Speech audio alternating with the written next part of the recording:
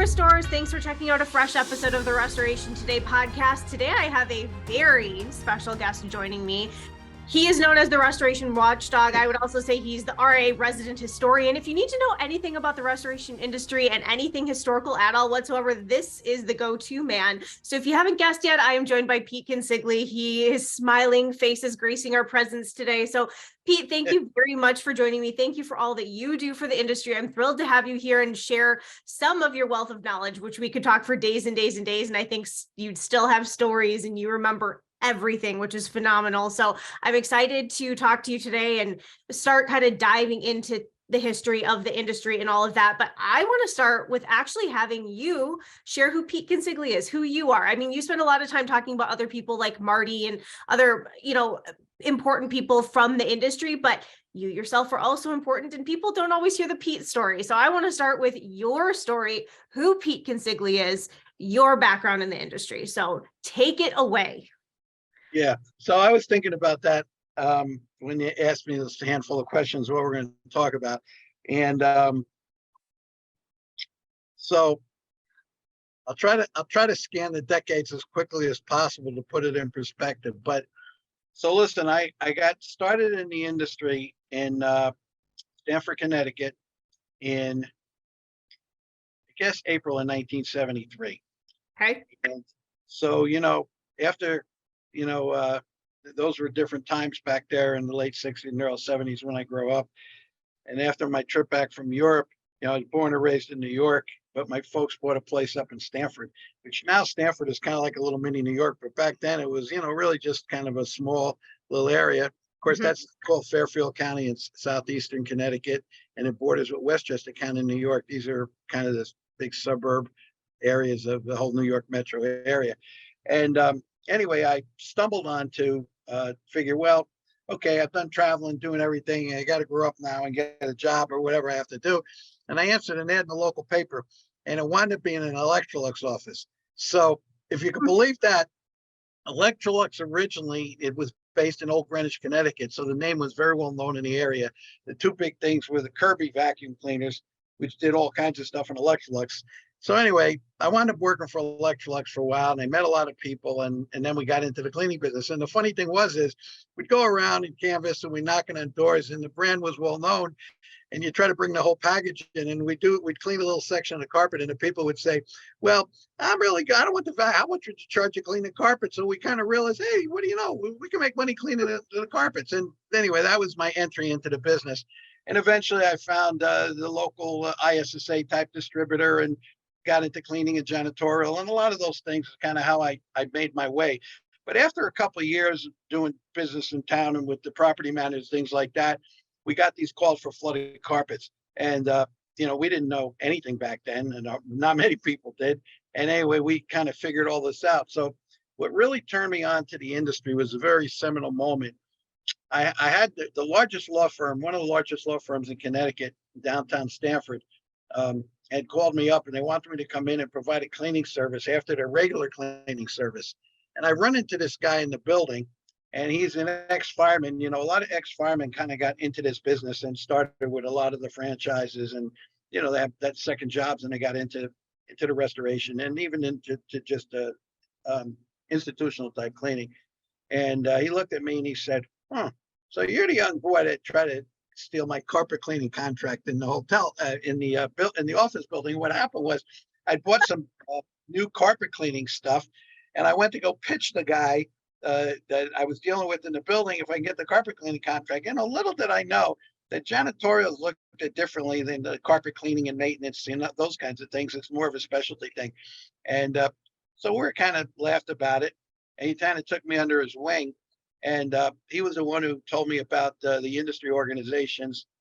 Back then, REA was called the Association of Interior Decor Specialists before it was ASCR.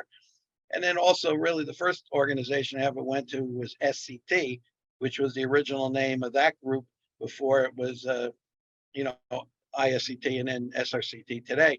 So my first convention was in 1976 at the Wagon Wheel Resort in Rockford, Illinois. And a year later, I went to my first AIDS convention. Seems funny saying it now, but that was what the name of the association was. We changed the name in the early 80s for the obvious reason. But Uh-huh. anyway, so that was the first show that I went to. It was in the Sheraton Bell Harbor in Miami Beach. And right there, that kind of told the difference between the mod pod part of the industry and, the larger companies, which in those days were really the big rug cleaners and, the emerging restoration business. And, uh, and anyway, things kind of took off from there.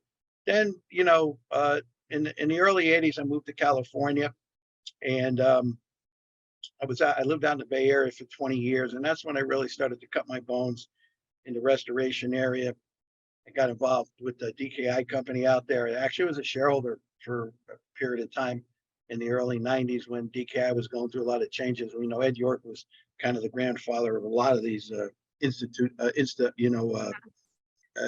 big name brands in our industry, the IICRC. He created the model for even the John Dunn's and the Ramscos and Interlink today with steam services and the fiber cleaning schools. He had the whole vision, and it kind of evolved. Now, there were others back there, but Ed was quite a showman. And so anyway, that's where I kind of started really kind of growing up in the industry. And then about the mid 80s, Lloyd Blackburn approached me at an ASCR show. It was in St. Louis, the Union Station.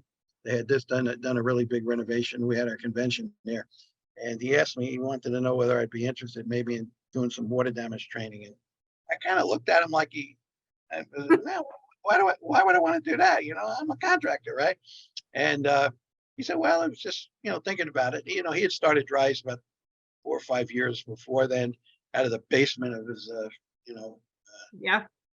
house in Mount Vernon, Washington, just north of Seattle. And so anyway, I basically, a few years later, I called him up and I said, I might be interested in that. And he said, well, why don't you come up? Maybe we'll do a little bit of training. He did a course near the Seattle airport, not too far from SeaTac. And then I met some of the early Dry's people, but that's when I met Ernie Storer and Terry Smith, who was the founder of the, he had the original patents, and it was a big arguments over Kurt Bolden's extreme item and Ernie with the injector dry, all those. This is all like, we're pulling a curtain back here, Michelle. Yep. But anyway, those were the roots of all that. Terry's an original thing. He was kind of a real innovative guy, but he had this, what was called the turbo vent, which was the original thing for doing wall drying. And he had a bunch of procedures and developed things that you see in Home Depot today, those little sliders that you put underneath the furniture and all that. Yep. He patented a lot of those kind of things. It was an inventor. And anyway, one thing led to another. I wound up moving up to Skagit County, and I worked for Dry's for 4 years. Before the industry was where it was today. I kind of maybe was the original road warrior, if you would. There's a lot of guys out there today like Tony Macaluso, and there's a whole slew of them, Barry Costa. A lot of these guys that really are out there, the best trainers in the industry, and doing a lot of travel. But I did a lot of that. And I told Claude when I went up there, I said, well, I don't know if I want to settle and live in Northwest Washington, but it was interesting, and those were pretty exciting days. And as the 90s started to kind of roll around, things started changing in the industry with the changes with the Water Loss Institute under the ASCR banner. We had the fire and disaster end. We had the carpet cleaning people. We had the rug cleaning, who were the founders, all these little different divisions. And we had a lot of sub-brands for the association. The convention that we just had was the largest convention that we had in recent memory. And a couple of people asked me, was it the largest we ever had? And I said, in recent memory, yes. But I said, back in the day, there weren't many other things going on. And we had larger conventions because it was the only one. And it was equivalent to what the experience might draw today, because we had everybody under one umbrella. We had the cleaners and the ruggies and the textile people and all the different suppliers that served that industry. Some of them are not even around much anymore, but those were kind of big days, like in the 80s and the 90s. And then things started to change, and the industry segmented it as it grew and evolved. So anyway, that, that was that. Then, I took a 3-year sabbatical, almost didn't come back to the industry. Early 2000s at 9/11 coincidentally happened. It kind of delayed the amount of time. I originally was going to take maybe 1 to 2 years. I wound up being away for 3 years. And then when I came back, in the early 2000s, the ASD houses started to open up. The IICRC started expanding a lot of their categories. And, the changes started taking place with now what is known as the RAA, which rebranded in 2007. I think, there was a survey that was taken of the members, I think in the mid to late 90s, and they polled the members and they wanted to know, like, what was the makeup of their business. And about 93% were pretty much into restoration. There were some that had original big cleaners, companies like Woodard's and things like that, some of the founding members. Yep. And they still had very active retail businesses, but they years before they had expanded into restoration. So there's a handful of members like that. And there are others, but essentially what happened is the dynamics started to change and ultimately led to the rebrand. And then, things moved fast in the 2000s, and then we had the pandemic, and now here we are. But I think the world's starting to open up again, and a lot of the vaccine mandates, a lot of the travel restrictions have been lifted, and I think next year is going to be a pretty big year, Michelle. I think the world's going to start traveling again, and people are going to be at the shows, and we'll have that international flavor and whatnot. And I don't know, that's just a little minuscule kind of overview. But I guess the biggest point that I'd probably say is that I kind of feel like I came up from the bottom, and I did a lot of different things to be who I am today. And I feel lucky in that regard that and I've been blessed with this ridiculous memory. Amazing. Yeah. So I remember, we had a roast from Marty King in 2004. It was at the DuPont Country Club, in that Delaware area. That we had the first fall conference at a hotel that's not there anymore in North Philly called Just Contents, when the contents was starting to evolve. So anyway, we had this roast, and it was really more like a tribute to Marty. And a bunch of the money was donated to the ASCR Foundation, C3. And so I remember what happened was the only person that really actually roasted Marty was Cliff. And, and everybody said, gee, Cliff, you roasted Marty. And he goes, well, it was a roast.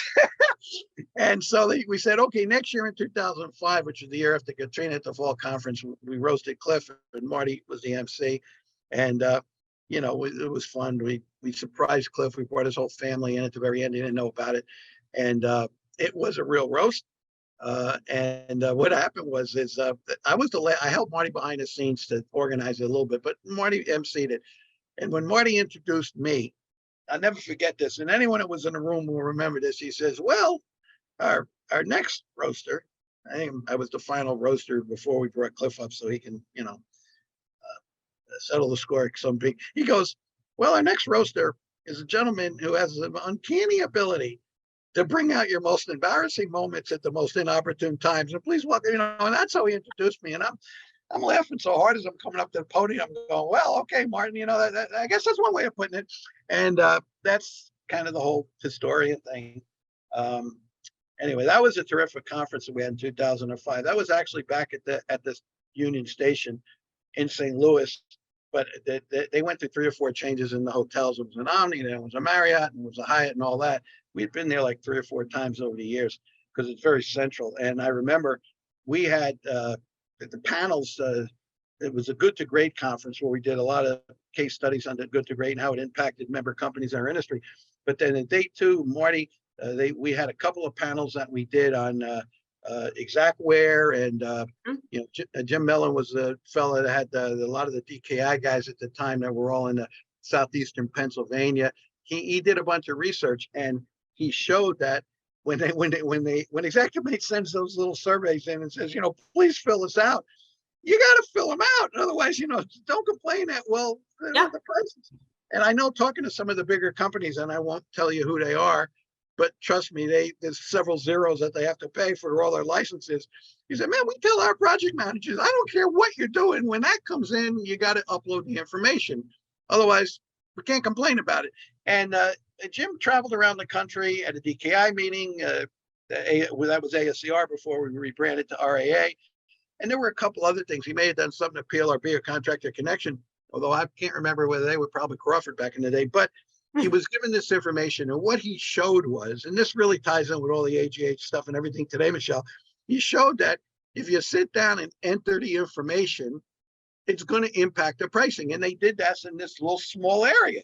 They were real numbers. And that had a big impact in the industry. He, I think a couple of years later, his guys won one of the Phoenix's awards. And anyway, that was some really good work that he did. That was that year. A bunch of Aussies came over then too. They had been coming over for quite a while, but there was a pretty good group of Aussies restorers that came over with it, that were there at that time. And anyway, so. When did you really start to see the transition from like carpet cleaning into drying as a science, as a process, as its own trade and direction? So I would say that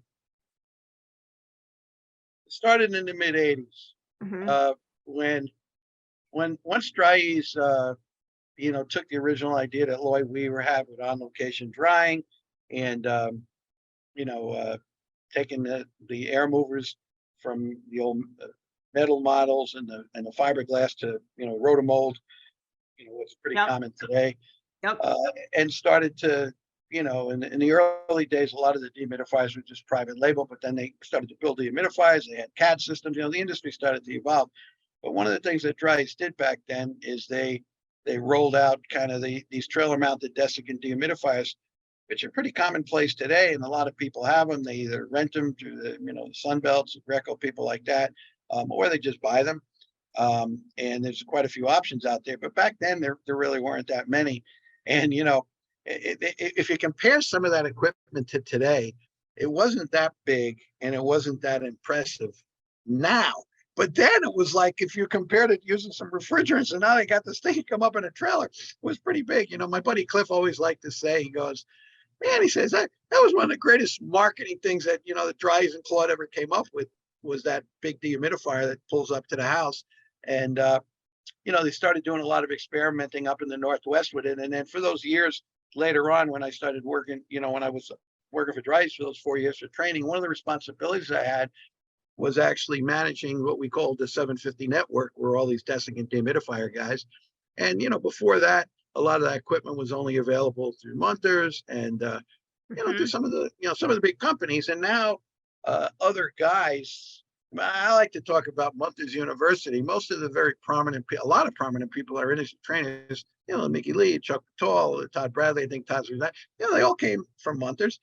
And Belfour has the Belfour University. A lot of the guys, have worked now for a lot of the other companies and these enterprise companies. And that, that's just a natural part of evolution.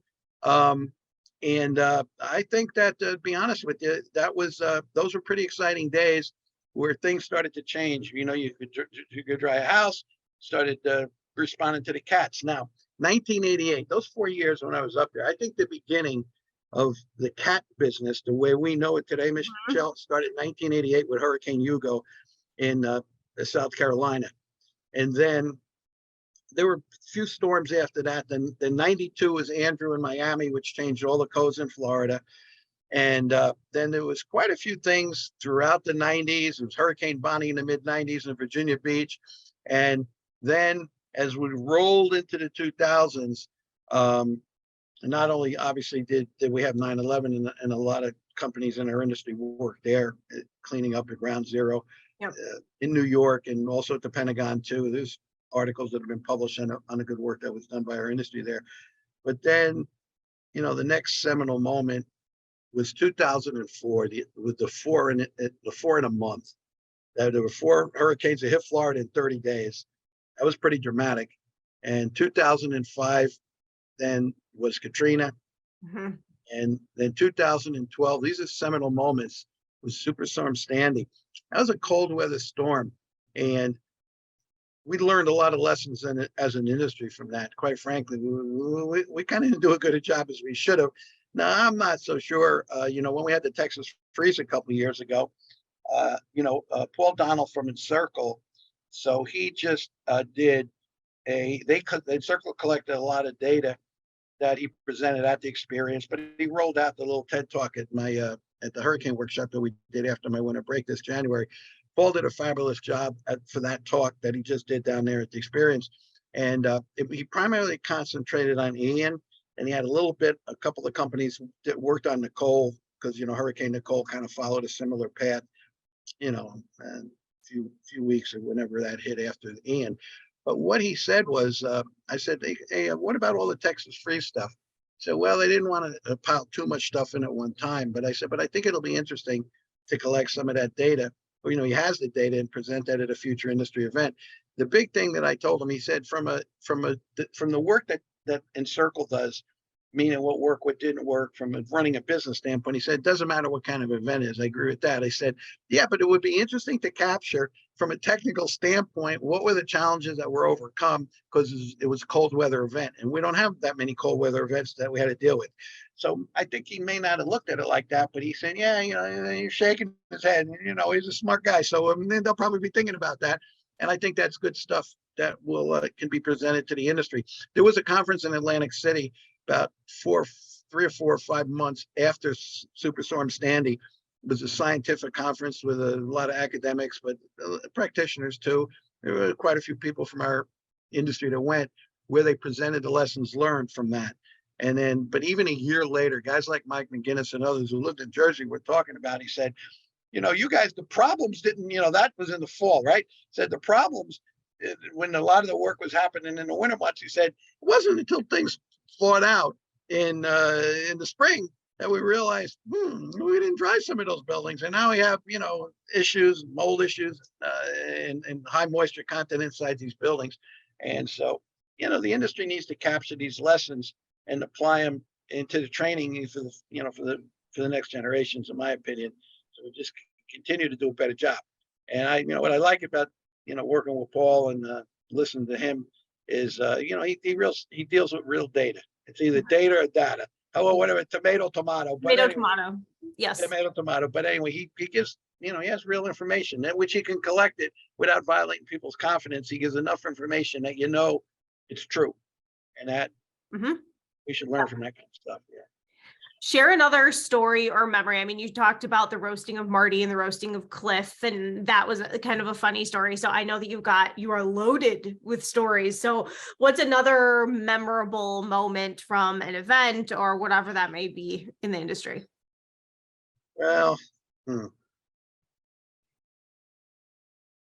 sure it's hard to pick just one. I'm going to ask you a few more times throughout the podcast so I get as many stories. Yeah, it's kind of funny that, there was a changing, the 70s and 80s were kind of the build-up years for the industry, and we had a lot of fun. As the industry started to mature more into the 90s, and then after Y2K, when we came into the 21st century, the industry became more serious. And that's not to say we weren't serious before, but, it was more competitive. There's consolidation going on. A lot of those things. And then, we had the advent of the TPAs. And, in reality, when you think about the TPAs in the 70s and 80s, there were always TPAs, but TPAs, they weren't necessarily called TPAs. They were usually independent insurance adjusting firms, and they handled overflow losses for some of the larger carriers, but smaller carriers that may not have had a claims office in a particular part of the country, they would handle that on their behalf. And Crawford was one of those companies, and there's a whole slew of them. Peter Crosa and roots of his National Independent Justice Association.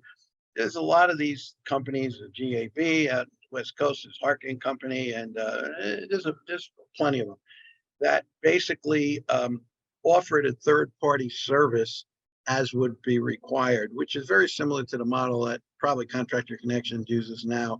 I mean, some of the other TPAs with the Nexus Group, Alacrity, Code Blue, they're a little bit different, but they're middlemen, and the middlemen came about as the industry grew, in my opinion, because the industry hadn't grown up, it wasn't mature enough that we could deal direct. I mean, if you go years back, you know, all the big, large companies had their own programs, and they always would, you know, qualify contractors and do all that kind of stuff.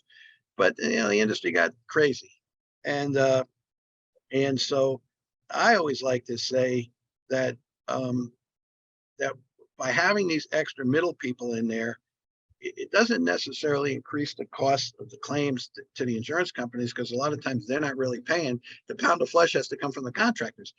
But I mean, there's always going to be room for third party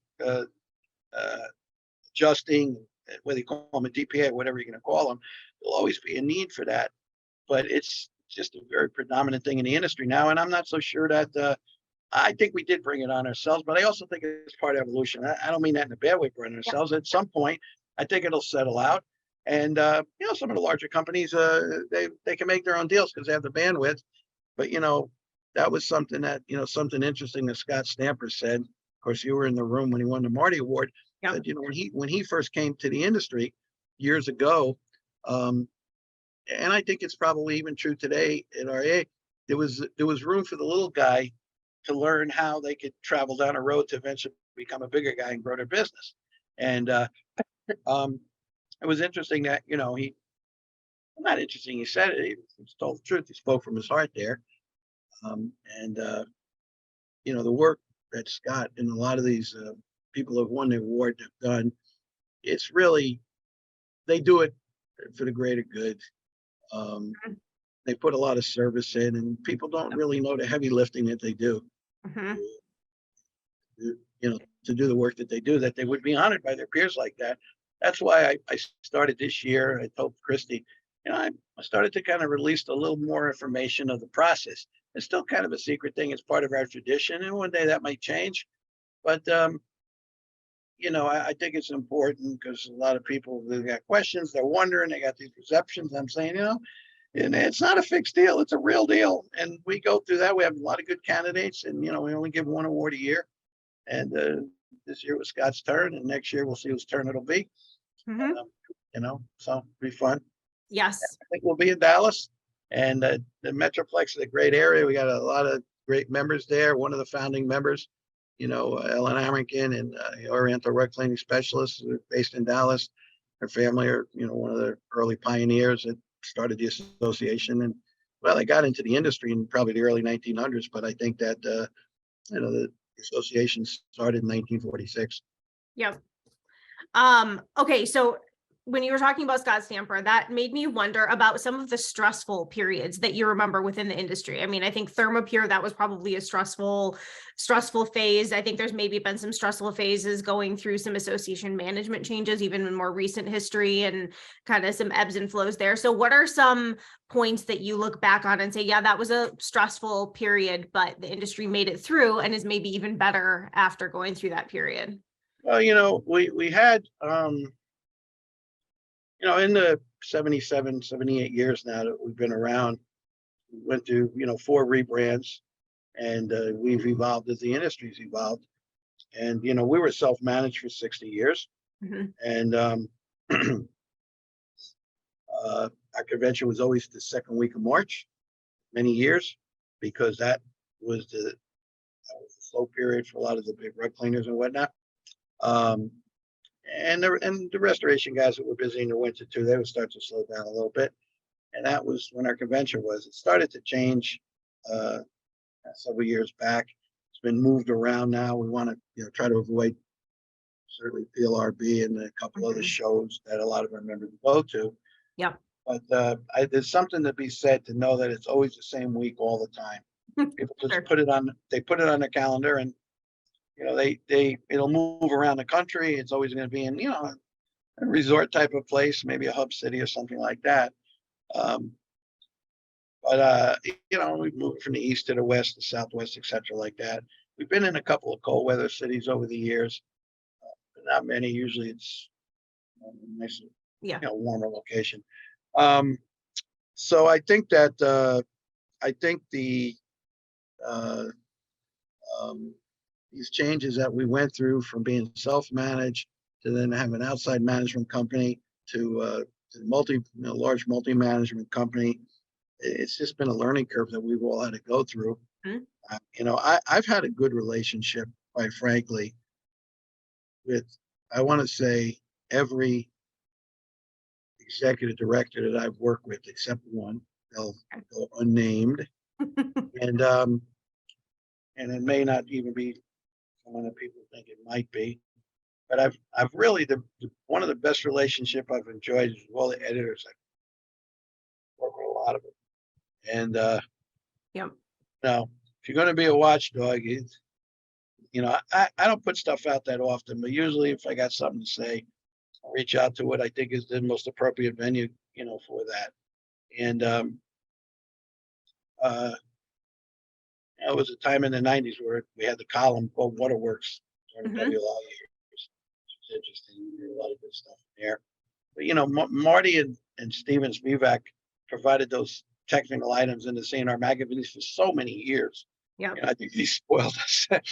And when we lost them, we tried to do some things through volunteers, but it didn't really work out well. So I guess maybe they're just waiting for somebody like you to come along, Michelle, and say, hey, I think I could do something with that magazine. And Trying. yeah, exactly. So, it's good because really what's happened is the magazine and what you've done with it now is kind of appropriate for the times that we live in, and all the different platforms that are out there. There's so much information. Of course, the original OGs, as my buddy John Isaacson calls, the Z-Man of Radio Joe. I remember when Cliff called me, it was 2008 or 2009. He said, Pete, there's this new thing that's really going to be big. It's called a podcast. I go, what's that? And don't worry about it. It's going to be really big. We're getting into it. And, they were doing that under the original, before there was Zoom or anything, it was called Talk Shoe. And that was the talk show that he did it way back in the day, before there was a Joe Rogan, before there was any of these guys. Yep. And, they have so much information of the interview, the who's who. I mean, and the heart of it, it's they have a lot of technical stuff on there, but they also have, all kinds of the industry historical stuff too. I think, one of the things that I think is missed through the associations now is good technical content. We kind of forget about that because, and that's okay. I mean, right now with the AGA and the business development, these are important topics. This is what people want, and that's what making the content. But, like my winter break event that I have and some of the stuff that Larry does with the experience and other things like that, these things, they have a mix. But, the technical stuff, you'd be surprised how many people want technical information. And it could be stuff that was taught years ago that we just assume, well, we don't need to teach that again. No, there's a whole new groups of guys who've never heard that. Mhm. They don't have to go make it up. You need to bring back and build on it. Marty has a whole treasure trove of stuff. Yep. And Don Fletcher and me are talking about. Maybe they're all busy now with all the fire standard stuff, and that'll be busy for, Yes. they're going to go out for a second public review, and we'll see what's going to happen with all that. It takes a long time to develop these things. I mean, look at how long it took that the ASCR or AA had it. Now it's with the IICRC, and it's just, to get the true consensus document and follow the ANSI process. It's not easy, and it takes a long time to get the first one out. Yep. And what happens. So those guys are working hard. A lot of them different viewpoints, but that's okay. I mean, there's supposed to be different viewpoints. If everybody's thinking the same way, how do you know? Say, hey, wait a second. What about this? And Yeah. so it's supposed to be a process like that. I call it kind of, controlled confrontation, where people just have rules of debate, Mhm. points, and hopefully, when you come out of it, it represents the process will represent the end product. If you follow the process, you get the end product that you deserve by following the process. And it's not good, bad, or anything. It just is what it is. It could be some things are good, some things are bad, like in life. I remember when Ellen Amerkin became the president, and I think we've had 4 women that have been the president before Katie. Now Katie's the fifth, but I remember Ellen got up there, and I remember this so clearly. She had her Texas twang, and she said, "Well," as she ascended the presidency, and we used to have the changing of the chairs, and the president would kind of give a little speech to the membership, and which we now do in the town hall. We start doing the town hall, but she said, "Well," she said, "growing up with the old gypsy woman, an old gypsy woman taught me, said, you have your good days and you have your bad days." You know, it's kind of like the way life is. And anyway, Ellen was, I really liked me and Cliff. We were very fond of Ellen and her family, and a lot of those original Ruggies.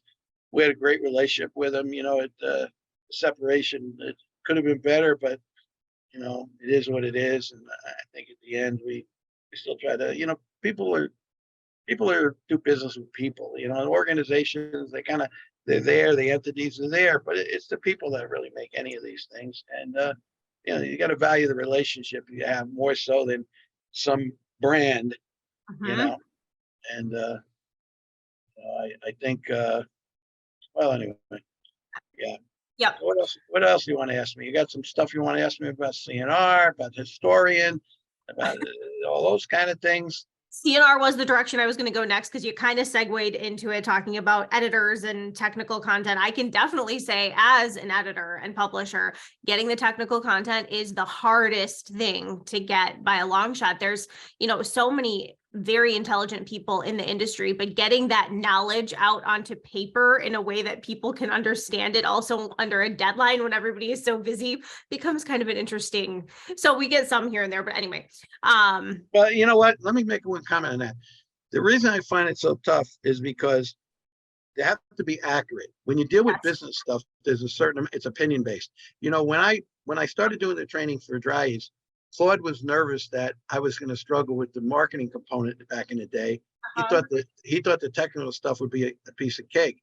I told him it was exactly the opposite, because now you're this expert up in front of a room on the technical stuff, and there's probably going to be people in the room that may know a little bit about you, more than you, on a certain particular topic. Yep. But you know, as working in businesses and working with growing businesses, a lot of the marketing and a lot of the sales stuff that I was teaching in those days, I had done myself. So it was easy to share that information. And that was kind of like a little aha moment. So I think that, you know, everybody has opinions on, you know, things that are opinion based, but, you know, that's exactly true. You can, you know, you can't make up facts. The facts are the facts. You know, no. Mark Twain once said, you know, I remember one of my favorite quotes of Mark Twain back in the day when they would have these open town halls, and somebody was out there and they're just going off, and Mark Twain says, "Sir," he got him when he paused. He says, "You should get your facts straight first before you try to distort them." And this is why it's important that anyone that is either looks at history or deals with technical topics, they do the research, they're accurate, they have to be careful what they say. You know, I remember Claude told me, he said, you know, once you have the podium, you know, you have to be careful what you say, because you influence people. And if the information is wrong or bad, it can affect their business unknowingly. And then that can have, you know, kind of a ripple effect. So these guys that, you know, serve in these committees with the standards and, you know, do the training and that are out there, you know, they got to take their own time to continue their own education and practice their own skills, which a lot of that's built into the IICRC structure, so that that they stay on the edge, and that they, you know, are given good, accurate information and latest techniques, that kind of thing, whatever it is that they're talking about. So, okay, so let's. Kind of like you said, there's also this, like with the standards, you talk about how there's different people involved in the standards and people have different viewpoints. So you also run into that on the editorial side as well, where like recently Kara Driscoll wrote an article on grain depression, and Chuck DeWald wrote kind of a, not necessarily a counter article, but both I think were accurate. Nobody was saying that either person was inaccurate, but it's different viewpoints on kind of the same thing, right? Like I try to vet all the technical stuff that goes out in CNR by people that really know what they're talking about. Maybe it's Chris Rosnowski or whoever. I have people, you know, vet these technical things, but you know, right. Same thing with Scott Walden at VetCorps wrote something on 3-day drying, and then Graham Dick in Canada, he wrote kind of a let's enhance this some more. This is a great topic. So then he kept it going in another complimentary article to that. So I don't know, the evolution of this conversation. Okay. Well, we were spoiled with CNR because we did have Marty and Spivak that wrote so much stuff, and anyone else that submitted anything, the editor, Patty Harmon, for years vetted it through them. And then, of course, we had Michael Pinto for many years as a good writer. And, so I think that one of the things, Michelle, is that, back in the day when John Downey first started CleanFacts in the 90s, before it was sold on, to where it is today, he had this thing called the Great Debate. And he would get a couple of people to debate whatever some particular hot topic of the day was. And the thing that was great about that, it reminded me of some of the old 60 Minutes several years ago, where they'd have point counterpoint discussions, and a lot of the news networks had it back in the day. And you get both sides of the view, you kind of beat it up. But the key thing that Downey did then, each party would take an opposing view on whatever the topic was, and then they would exchange it, and then they'd write a rebuttal. So he actually had the rebuttal in there. So I'm the only person in the history of the magazine and maybe the industry that actually debated himself. And so exactly, you were laughing. So I called him up one day years ago, and I said, John, this is marketing discussion. The industry should be a specialist or a generalist. And I had written a series of articles as restorative drying was evolving in the 90s with the old dry symposiums. So he said, you mean you want to debate yourself, Consigli? Is what I said. Yeah, can I? So one was Pete Consigli, the other was Pete Consigli. I not only debated myself, I did the rebuttal on both. And I'll never forget this. Barry Costa called me up when I was out on the road, and he left a voice message. He said, Pete, he goes, you debated yourself. He goes, I agree with both positions. And he said, you're a schizophrenic consultant. And so we started laughing about that. And I just saw Barry last week. I hadn't seen him in a while, and Larry Cooper and all. And we kind of reconnected, and it was fun going there to the experience. And Larry introduced me. When he introduced me, he said, well, an old friend of mine, Pete Consigli, he gives me this big buildup. And he says, we put this panel together, and Pete always delivers. I'm thinking, what kind of a bill? I told Larry before I let him off the point, I said, Larry, when you said old friend, is that in time or just, we're good buddies? Like, well, it's kind of both. Anyway, we had a lot of fun with doing that. Barry and Alex Zek were in the room, and, we had the Q&A and all that kind of stuff. And me and Barry kind of visited that. And I said, yeah, Barry, remember when you called, man? He goes, yeah, I remember. I said, the whole point is a good debate. I like a good debate because this is how you get to the great solutions. And, sometimes a good debate comes up with sometimes better than either idea of the original debaters. But a good debater can take either side of the debate. I'd always rather have the stronger side, but a strong debater will beat a weak debater, even if they have the lesser position. Yep. And that's essentially what the standards and all this stuff is about. It's just about having a debate, offering viewpoints, opinions, following the guidelines, and then coming out with, whatever the consensus, document is going to be.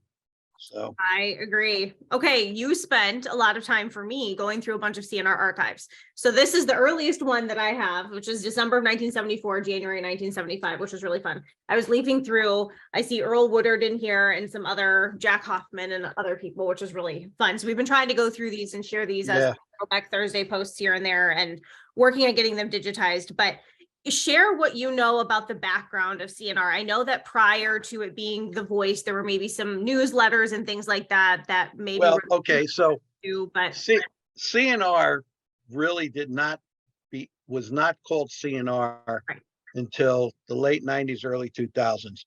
Yep. Cleaning and Restoration was the name of the magazine in 1986, and you had posted that as a flashback somewhere when I had sent you all that. Yep. That's when it changed from The Voice. When I joined the association and all the years I was around, it was called The Voice. Okay. Then it became Cleaning and Restoration. Then when Patty took over the magazine in the mid to late 90s, we did a kind of a rebrand of it where we just kind of spruced up the graphics to be a little bit more consistent with moving into the 21st century.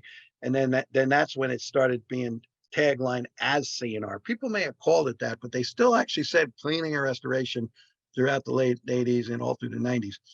Now, before that, before The Voice, and when I went through the archives that I shared before Scott got the podium there in Orlando, we had a couple of different names that they were called. One was called the Rug Cleaner. The other one was called under NERC, which was the founding name of the association with all of the original 10 big rug cleaning plants. 1946, NERC stood for the National Institute of Rug Cleaners. That was the original name of our association before it evolved into AIDS and then ASCR and RAA. And some of those things, Michelle, that I saw in these boxes, I felt that when we talked about this, I felt that some of that stuff may not be that useful today. Mhm. I think everything from the 80s on, you could reapply and repurpose all of that stuff. Before then, there may have been a little bit of stuff, but certainly that stuff from the 50s and 60s, it was antiquated. And it's something that maybe one day, it's part of the archives of our association. And maybe there's something there that may be useful. It could be digitized. I don't know. But I figure you had so much on your plate that, No. let's deal with this stuff. Yeah. What you sent is great. I don't need more than going back. Yeah, right. I figured, and so, but we know where it is. And we know that if we need something with that 1 tera gig, when we found the one issue there, it was amazing. Anyway, those steaks were great that you sent me. I appreciated that. I always tell people, if you're going to send me anything, send food. I didn't know that, but I took a guess, and who doesn't love some steaks? So no, you're welcome. Exactly. Thank you for your work. Yeah. So anyway, so that's kind of the history of the magazine. The magazine never really made money to my knowledge. We always had a subcontracted out. At some point in the 2000s, after the rebrand, Patty actually came on as an employee and was director of communications. But before then, it was a contract position, and we had outside printers that dealt with all those kind of things. And but it was so much part of the association. I kind of compared it to the Sears catalog. The Sears catalog, anyone that studied the history of Sears and Roebuck, it was a white elephant. And if they didn't give the catalog up, the company would have went out of business. There's actually documented history in that. And sometimes, this is how the association felt about CNR. So it took somebody like you all of a sudden to get this aha moment to come along and say, I could do something with that. And you have to make profit. If you're going to run a business, you have to make profit doing it. The association, I don't want to say we didn't need to make profit, but it was the members just loved it. I think whenever we got it back in the day, the first thing we did, if you're in restoration, you stop what you were doing, you open up to Marty's column, and you read that. And Marty was the two virtues of his that a lot of us struggle with is conciseness and brevity. And he just knew how to boil something down in just the simplest terms. He was fabulous. I mean, Patty always said that hardly much editing that she ever needed to do with him. I remember when I first started writing for the magazine, the first industry magazine I wrote for was some stuff for Downey for Clean Facts. Then when I started doing some stuff for CNR back in the day, before Patty was there was an editor named Kim Howard. And I remember one day in the mail, she has a book, and the book says the 29 most common mistakes made by writers. And she put a little note. She says, Pete, don't take this the wrong way, but I took the liberty to put an asterisk next to the 6 chapters you should work on. And yeah, and it was really something because she kind of nailed it. And if you can't take things personally. It's not what's said, it's how you say it. And she meant it because she said, you got a lot to say, but you should work on some of this. I wasn't a professional writer. Maybe I'm not even today. I mean, I put the time in, like Isaacson, he's really good. He's going to working on his 5th book. He's a good writer. And that's a skill he has. I could sit down and, pump something out. I figure the last thing I'm ever going to do, Michelle, is going to be part 2 of the Founding Fathers article, which would only be in CNR. I wouldn't think of putting it anywhere else. And I think I'm going to be ready here in the next year or so to write it. I told Springer that when he's supposed to have a 3-part trilogy. The first one was to Take a Stand, and then he did The Greatest Need, and he hasn't written yet the Industry Unification. I said, sometimes it's because you're just not ready to write it. You get writer's block, you don't see it. When I wrote the original Founders article, Um, that just came to me. I wrote it while I was on vacation in the Caribbean around Christmas in 2006, and that was our 60th year. And I thought by the 70th I would write part two, and now we're gonna in a few years we'll be on the 80th, so it'll be two decades since I wrote that. And I know that the title of it is going to be called The Restoration's Golden Age or The Golden Age of Restoration. The reason I haven't written is because I'm not really sure. Are we in it? Has it passed, or is it on the horizon? Depending on your viewpoint, it could be any Yeah. three of those. But I kind of got the takeoff on uh, like a Ken Burns type documentary on baseball back in the 50s. And anyway, but one day I'll just sit down and I'll write it and see what happens with it. So when did The Voice become The Voice? Was it 1974 or did it start prior to that? I think it started prior to that. I'm trying to remember now. No, I'm pretty sure that it started somewhere in the 60s. Okay. How old, do you remember the oldest document or publication of any kind that you found when you were going through all of the archives last summer? Yeah, there was stuff there right back in, I don't want to say the 40s, but there was stuff in the 50s and then all through the early 60s. And then it was spotty. Some of that stuff was sent in by the members. It was packed. It was, it's in permanent. But I went through everything, looked at everything, repacked everything, wiped everything down. Yeah. Okay, so all right, this is a big question. It's a big question.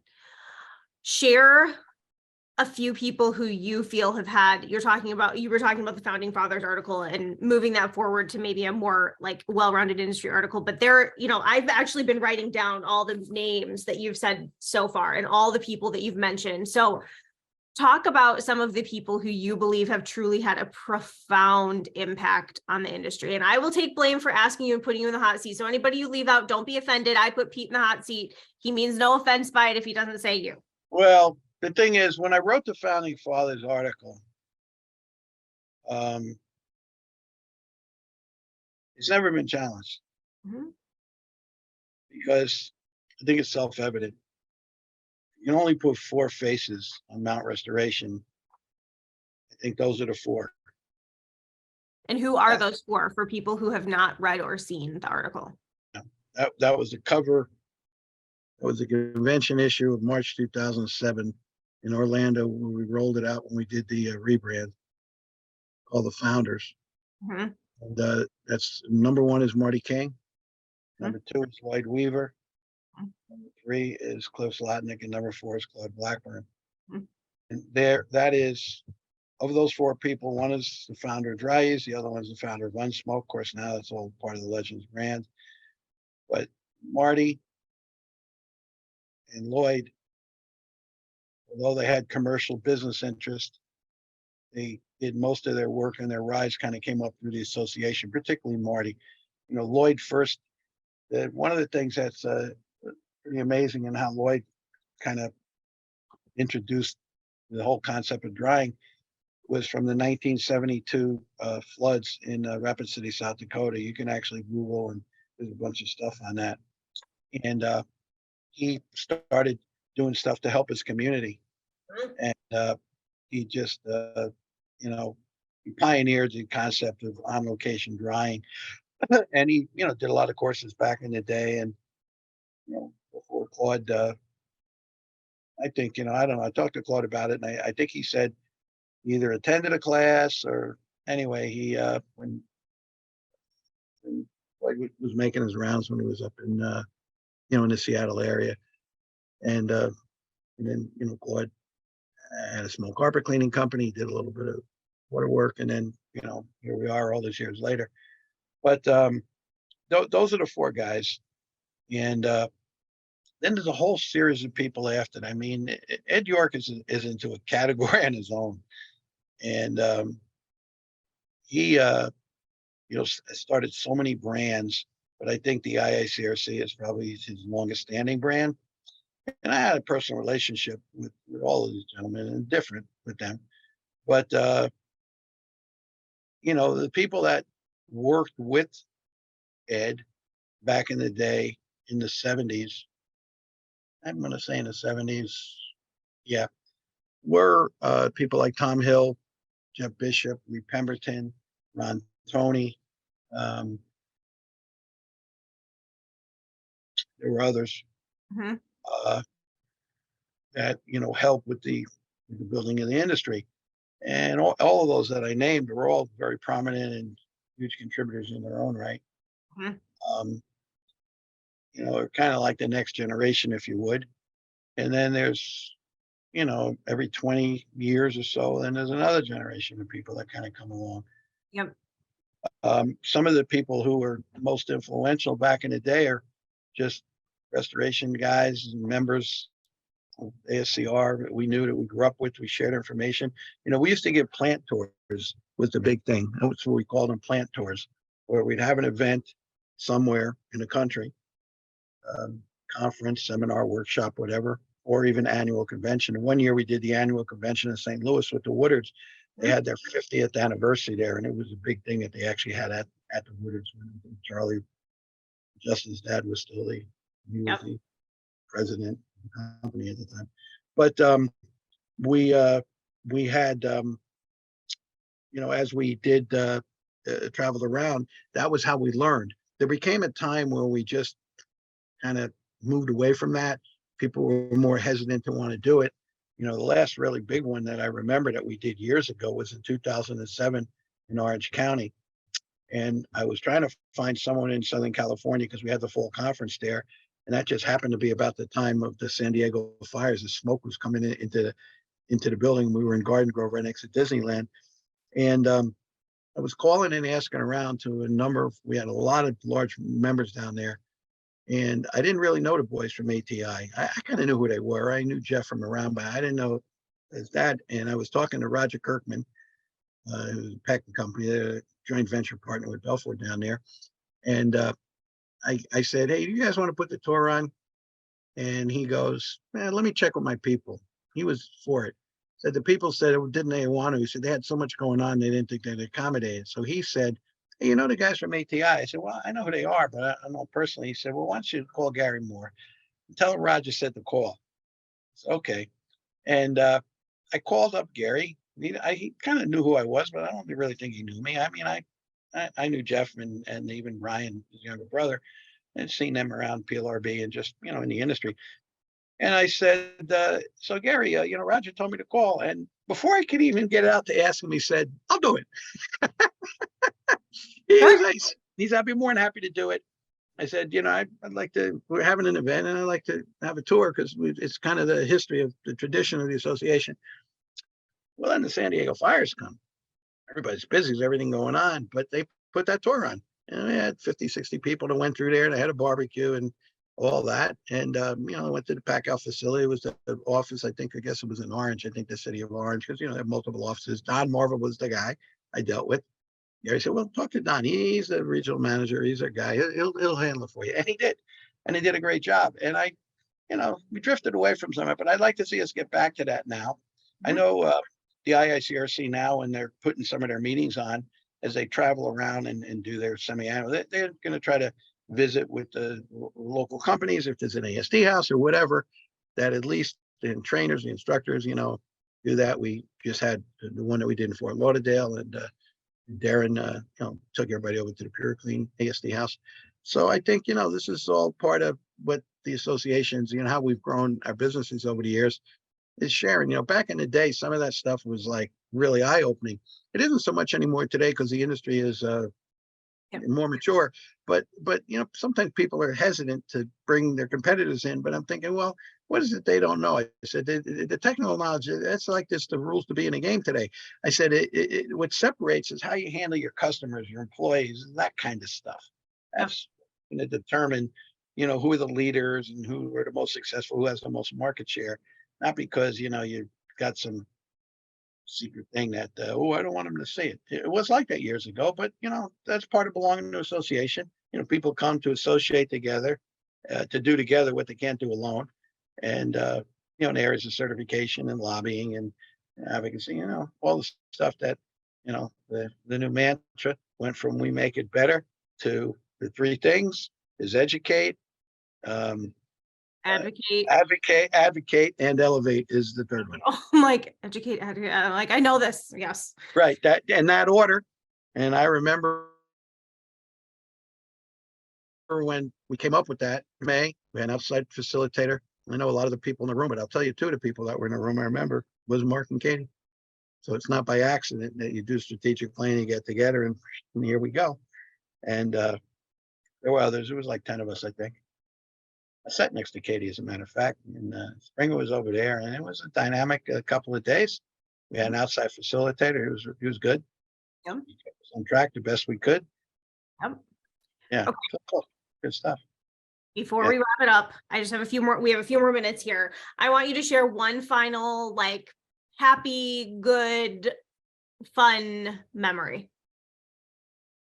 Yeah. Wow. That's really tough.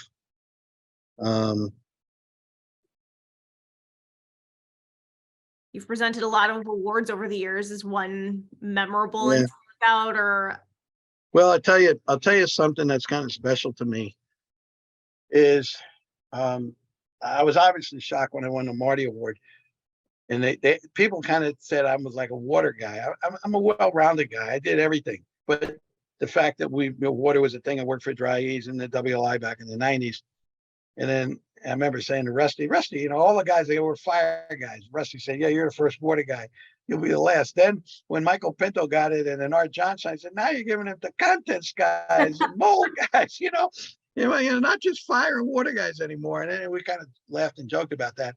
But that was kind of really some experience when I got that in 2008. It was in Grapevine. That's when that Gaylord property, I think, was fairly open. And but then I wound up the year that I got the IAQA Hall of Fame. That was a surprise. And that was also back at the same hotel several years later. And they managed to get me there for that. I was going there anyway, but I didn't realize it.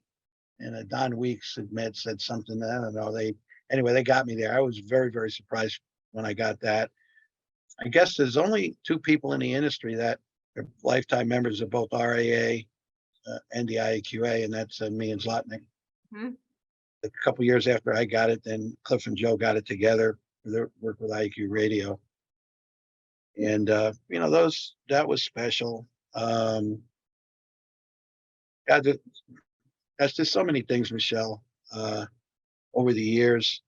But I think the work now. I've really scaled down a lot that I'm doing, and I'm really at a point now where I'm trying to, I think that the job of a lot of us that are, my generation, we need to mentor the next generation of guys. And there's people that are right behind us that may be 10 years younger, but they're in their 60s, and who are they going to mentor? And how do you bring this next group of the 40 somethings along? Got 20 years in, but they'll be around another 20, that's kind of evolution, how it works. And I think that it's important to do that. The old saying is stand on the shoulders of those that came before you if you want to see higher and further. That's Sir Isaac Newton quote, very famous quote is. And, that's the whole principle of Joe Steberg and the Science Summer Camp and a lot of the stuff he's advocated for over the years that's influenced us. I mean, when I talked about people that have influenced me and industry people, they were industry people. There's guys like Mac Pearson, Joe Steberg, and all these other industries that we reached out in the 90s to bring different talent, different viewpoints and perspectives. A lot of us realized that we couldn't learn anything else from each other anymore, that we needed to reach out to others and see how could we apply what they know to what we know to improve the industry, our jobs better. And, it's not by accident that things like building science, project management, these things are all part of our domains of knowledge and the work that we've done at Purdue. I mean, a guy like Bob Bonwell, there should be some kind of award named after Bob. Bob just was incredible, the work that he did. We lost him during the pandemic. But, his daughter, Kristen, and his son, Mike, they're kind of carrying on that legacy there in Indianapolis. And, there's just a lot of people. Guys like the Boldens did the Walls. They were the next group that came, in the 90s and the early 2000s. And they've all contributed in one way or another. And I haven't even gone down the road of all the RAA instructors. you know, and guys like Mickey Lee, and then Ed Cross and all the attorneys and Michael Bowden and David Governo specialize in that, and Ken Larson and Josh Miller and Lauren McIntyre, now Joe Myers and and Chris Ranowski, the young bucks coming up. There's a whole slew of these guys. And they're the next generation, the next group of guys that that do the technical training and they carry on the code of ethics and conduct that has always separated. We feel a lot of us. I mean, those codes are similar in the IICRC as they are in RAA and IQA. But RAA, we've always published them. We've always put them out there front and center. And we always said, this is a code. This is something as simple. I don't know if you were in the room and were you in the industry in 2012 in Myrtle Beach? Were you at the convention? Yeah. So I remember there when we had the presentation by one of the big insurance companies in the Closing the Gap debates. And I remember they took our website, plotted out RAA, and went through a presentation because it said when we did the rebrand, it said we make it better, and it said we promise. And I remember that presentation. There was 300 people in the room, and this one of the big insurers said, "Yes," he goes, "We appreciate the work you do to take care of our insureds, and just live up to what you said that's up there. You promise that you'll make it better." At the end of the day, if you say you're going to promise to do something and you put it out there public, that's you're holding your own feet to the fire. And don't say it unless you can do it. And it's powerful to have a code of conduct, a code of ethics that you actually live up to it, not BS, not just some words on a wall or on a piece of paper, that people actually believe it, they internalize it, and they operate their businesses. This is what Marty taught us. And a lot of the early days is how to be a professional. And Major Long is the other one. I mean, I did a little short 1-minute video, if you remember, at the 75th, before we had that panel of the past presidents. We did the 1-minute video for Major Long. And I didn't have that many photos, but the lady who did that at AH, she did the Marty video that we did. And then we did that 1 minute and we recognized him because he had died the year before. And after Marty, he's the most influential, a member of our association in the early years. And he really taught us how to be a professional. Yeah. How to, cleaning soot off the walls. He used to go out to estimate in a white suit. Southern gentleman. He had, he was fabulous. Anyone that knew Major, him and Marty, they did all the original estimating programs for our industry in the 80s before, there was Exactware or any of that stuff. Those were the early roots. But back in those days, you had the big insurers that had their own proprietary programs that were used, and the industry evolved from there. Of course, now probably people say, well, "What's he talking about?" I said, "Well, that's how it was back then. It wasn't always like this. There's roots. I guess I'd close by saying this: it's important that we learn the lessons and we know our history, but we don't dwell on it. And we take those lessons, we apply them to the challenges we have today, so that we can create the better future that we want. This is really important. The guy who summed that up really good was Wayne Gretzky. Said they asked the great one, Wayne Gretzky, one time in an interview towards the end of his career. He said, "How do you score so many goals?" He says, "Well, I don't skate to where the puck is. I skate to where the puck is going to be." So that's what the benefit of a historian is not to just rehash history, but say, yeah, we tried this, we did this worked, that didn't work. Doesn't mean it won't work again. Maybe it wasn't ready then. Now, so knowing those lessons, what are the challenges we have today? Now, how can we apply them so we can create the future we want? How can we go where the puck is going to be, not where it is? Yep. And that's what a recall of history can help to do. Yes. Is to help people always concentrate on the future and where we're going. And that's what vision is. And that's visionary leaders of organizations and companies that have vision. And then they have to get everybody else to buy into that vision, that it's the right thing. That's how you build a team. So good leadership's about, and that's how, you advance whatever that mission and that vision is. So, well, Pete, thank you. That was a great ending quote. I love that. And I'm a Detroit girl, so I love the great one. You miss 100% of the shots you don't take. So Pete, thank you very much for all of your wisdom. Thank you for all that you do for the industry and how much you've done to move it forward and document and remember all of these things better than I think anybody ever possibly could. You have a great gift for this. So thank you also for all you've done for CNR and for sending me the archives and all of that. I appreciate that so much. And I'm keeping them near and dear to my heart as I move through them and figure out how to save them for future generations to come. So Pete, thank you very much for joining me. It's a pleasure as always. And I hope you have a great rest of your day. Yeah. Thanks a lot, Michelle. This was really just off the cuff. There was no preparation. I kind of figured let it go where it's going to go. Yep. And, maybe I'll have another one in a year or two, and that could be more structured.